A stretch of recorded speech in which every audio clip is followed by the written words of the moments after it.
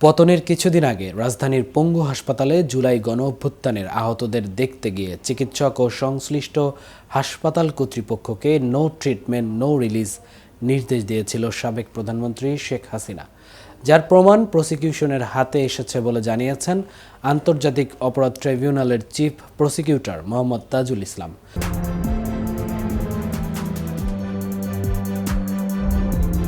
গতকাল আদালতে পূর্ব নির্ধারিত বিষয়ে শুনানি শেষে ট্রাইব্যুনালের প্রসিকিউশন অফিসের সম্মেলন কক্ষে এক প্রেস ব্রিফিংয়ে গণমাধ্যম কর্মীদের একথা জানান তিনি বলেন, আমরা রাজধানীর জাতীয় অর্থোপেডিক হাসপাতাল ও পুনর্বাসন প্রতিষ্ঠান বা পঙ্গু হাসপাতালে যখন পরিদর্শনে গিয়েছিলাম তখন সেখানে চিকিৎসারত আহত রোগী ও তাদের স্বজনরা আমাদের জানিয়েছিলেন শেখ হাসিনা পালিয়ে যাওয়ার আগে একবার হাসপাতাল পরিদর্শন করতে গিয়েছিলেন। সেখানে গিয়ে বলেছিলেন নো ট্রিটমেন্ট নো রিলিজ, অর্থাৎ কর্তব্যরত চিকিৎসক ও হাসপাতাল কর্তৃপক্ষকে আহতদের কোনো চিকিৎসা না দিতে এবং কাউকে এখান থেকে বাইরে না যেতে নির্দেশ দেওয়া হয়েছিল। চিফ প্রসিকিউটর বলেন, রোগীদের পাশাপাশি এই নির্দেশবলির কথা সেখানকার ডাক্তাররাও আমাদেরকে জানিয়েছেন।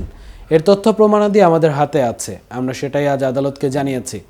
এ সময় এক প্রশ্নের জবাবে তিনি বলেন, জুলাই আগস্ট গণ অভ্যুত্থান চলাকালে আমাদের সে সকল সন্তানরা শহীদ হয়েছেন, তাদের মৃতদেহ প্রশাসনের নির্দেশে সুরাতহাল করতে দেয়া হয়নি, কাউকে ডেথ সার্টিফিকেটও দেওয়া হয়নি। এমনকি গুলিবিদ্ধ অবস্থায় হাসপাতালে যাওয়ার পর যারা সেখানেই শহীদ হয়েছেন তাদের ডেথ সার্টিফিকেটে গুলিতে মারা গেছে এই কথাটাও লিখতে দেওয়া হয়নি। শ্বাসকষ্ট কিংবা জ্বরে মারা গেছে এ ধরনের কথা লিখতে বাধ্য করা হয়েছে। আন্দোলনে শহীদদের লাশ দাফন করতে যাচ্ছে জানতে পারলে রাস্তায় পুলিশ তাদের পরিবারের ওপর হামলা আক্রমণ করেছে। তিনি বলেন, আদালত আমাদের কাছে জানতে চেয়েছেন যে শহীদদের সুরতহাল প্রতিবেদন বা পোস্টমর্টেম রিপোর্ট খুবই গুরুত্বপূর্ণ সাক্ষ্য এবং কেন সেগুলো নেই। আমরা আদালতকে জানিয়েছি যে সেই মুহূর্তে মানবতা বিরোধী অপরাধের মাত্রা এতটাই ভয়াবহ ছিল যে দ্রুত শহীদদের লাশ দাফন করতে বাধ্য করা হয়েছে, তাই এ কারণে তাদের কোনো পোস্টমর্টেম রিপোর্ট দেওয়া হয়নি।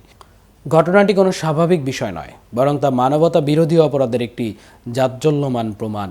এটি প্রমাণ করে কী ধরনের নিষ্ঠুরতার সাথে জুলাই আগস্টে হত্যাকাণ্ডগুলো চালানো হয়েছিল। সাবেক প্রধানমন্ত্রী শেখ হাসিনার এমন নির্মমতার প্রমাণসমূহ যথাযথ প্রক্রিয়া অনুসরণ করে যাচাই বাছাই ও ফরেনসিক করার পর গণহত্যা ও মানবতা বিরোধীর মামলার প্রমাণের সাথে সম্পৃক্ত করে আদালতের কাছে হস্তান্তর করা হবে বলে জানান তিনি। এদিকে শেখ হাসিনার এমন ভয়ঙ্কর রূপ প্রকাশ পাওয়ার পর সামাজিক মাধ্যম ফেসবুকে ঝড় তুলেছেন নেটিজেনরা।